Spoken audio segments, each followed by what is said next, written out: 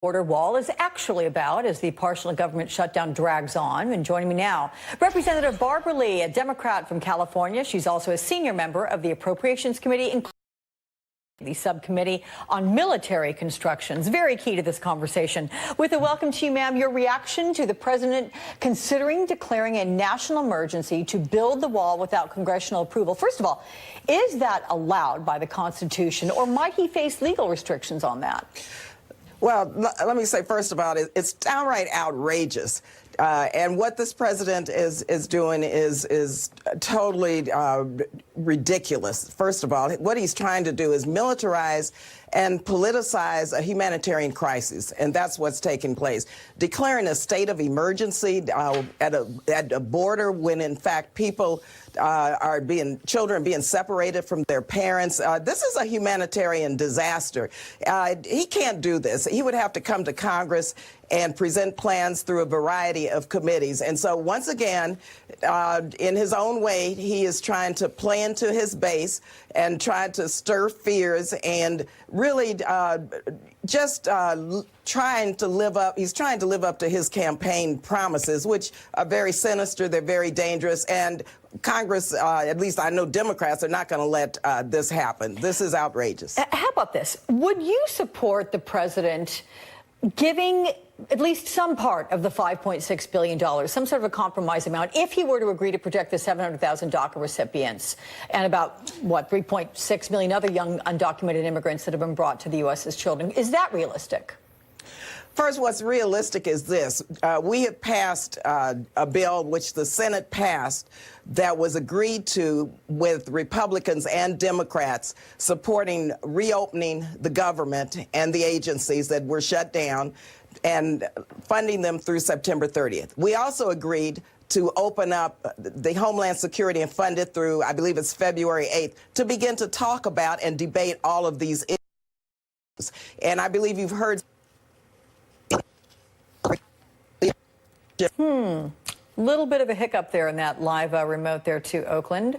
I think we're going to have to. We do have her back. Let's try this again. Barbara Lee, I think we're back. We had a little bit of a hiccup there, but go ahead and continue.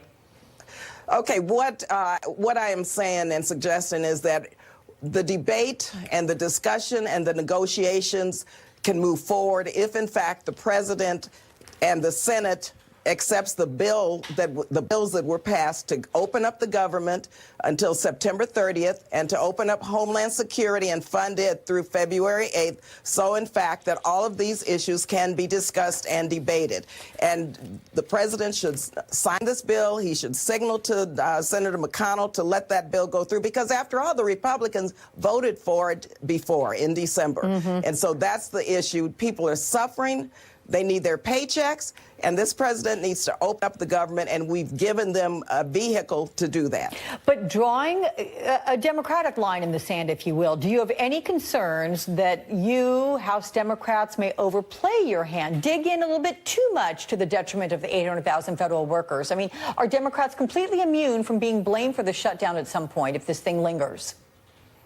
This is a Trump shutdown. Remember, he said he would be very proud to shut down the government. And he has no sense, I don't believe, of the pain and suffering that he is wreaking on the public. 800,000 employees. We've already said we were willing to provide $1.3 billion and discuss what border security means and what, in fact, we can come to agreement on. And so the public understands, and the president has said very clearly, this is his shutdown. We have passed legislation to open up the government. That's what we want to do. People deserve to get their paychecks. I mean, Alex, let me tell you, a small cafe in my district across from the federal building, they're down 60% in terms of revenue because of the shutdown. And so this has far-reaching implications, and this president should understand that and do the right thing by the American people and federal workers. Let's talk about something we can applaud, and that is that you are now part of the most diverse House of Representatives ever. Plus, we're going to note you are the first African-American woman to serve in a leadership role in Congress. How do you expect that diversity to translate into legislative action? How could you and your Democratic colleagues ensure that you act in unison? Sure, and that's extremely important to recognize, Alex, and thank you very much, because so many voices need to be heard at the leadership table, but also young women, women of color, women who are coming to Congress who are brilliant, they're authentic, they have unique experiences. All of these experiences actually help strengthen not only our Democratic caucus, but strengthen the nation. Again, what's good, as Speaker Pelosi indicated in the past, what's good for women, women of color, it's good for the country, it's good for the world. So we have new perspectives, new ideas. One of the issues that I continue to fight for is to look at ways to eliminate poverty in this country. Women are bringing new perspectives to the public policy arena, and I think you will see new progressive legislation that will be worked on with all members in terms of unifying our Democratic caucus and strengthening it, which is good for the country. Always good to speak with you. Thank you so much. So my thanks to you, Congressman Barbara Lee, and for all of those who just heard me talk about you being named to this leadership position. It is the co-chair of the House Democrat Steering and Policy Committee. And once again, you are the first African-American woman to serve in a leadership role in Congress. So we applaud you. Well done. Thank you. Thank you so much, Alex. This is about paving for other women and women of color to take their rightful place at the leadership table. Amen Thank you. to that. Pride and Promise.